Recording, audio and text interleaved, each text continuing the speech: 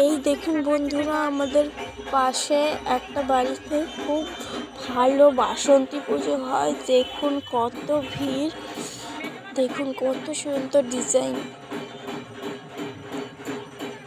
আমরা কিন্তু প্রত্যেক বছর আসতে পারি না, তো ভাবলাম যে এক বছর একটু যাই।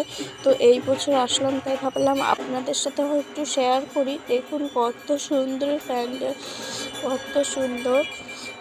এই দেখুন এখানে কত সুন্দর ডিজাইন করেছে।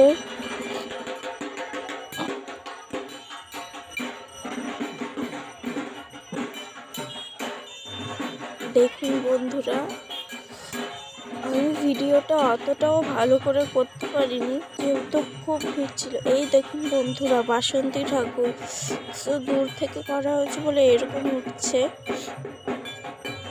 এই পুজোটা কিন্তু 5 দিন ধরে হয়, আর 5 দিনে এরা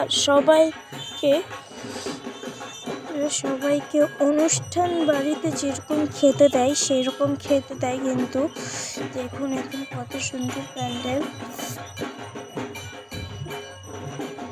এখানে কিন্তু যে 5 দিন ধরে পূজা হয়, সেই 5 দিন হাজার হাজার লোক আসে, এবং সেই হাজার হাজার লোকের রান্না হয় এবং তারা খায়। এই দেখুন এইখানে আর একটা জায়গায় এখানে শিব আর পার্বতীকে তৈরি করা হয়েছে। এখানে একজন ঢাক বাজাচ্ছে। দেখুন বন্ধুরা কত সুন্দর করেছে ডিজাইনটি। এই দেখুন একটা কত সুন্দর ডিজাইন। এই দেখুন, দেখতে পাচ্ছেন কত ভিড়।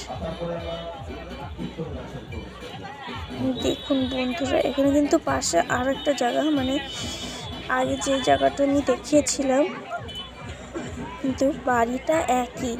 তো আপনারা দেখতে থাকুন।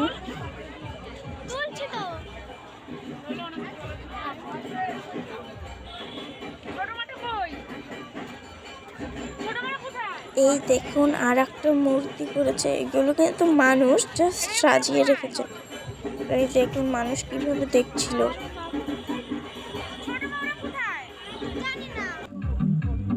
এই দেখুন এই মেলারই আরেকটি অংশ, পুকুরের মধ্যে, মানে পুকুরের মধ্যে আগুন জ্বালাচ্ছে। এই দেখুন পাশে আর একটা জায়গা, সেখানে কত সুন্দর কীর্তন হচ্ছে। তো কীর্তনে খুব সুন্দর নাচ হচ্ছে, তো আমরাও একটু নেচে নিচ্ছিলাম। এই দেখুন আমরা তো খুব মজা করেছি এখানে। যে আপনারা যদি আসতে চান আপনারাও আসতে পারেন। এটা হলো মসলন্দপুর থেকে নেমে মসলন্দপুর স্টেশনে আসতে হবে। মসলন্দপুর স্টেশনে এসে বলতে হবে যে পার্থ ঘোষের যে মেলাটি হয় সেই মেলাটি কোথায় হয়, তাহলেই আপনাকে বলে দেবে। এই দেখুন কত সুন্দর কীর্তন হচ্ছে।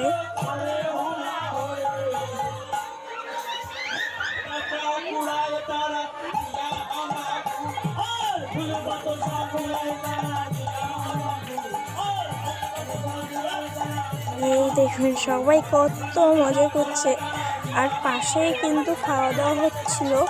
আমরা যেই দিন গিয়েছিলাম সেই দিন দিয়েছিল পোলাও, আলুর দম, খিচুড়ি, তারপরে পায়েস, মিষ্টি,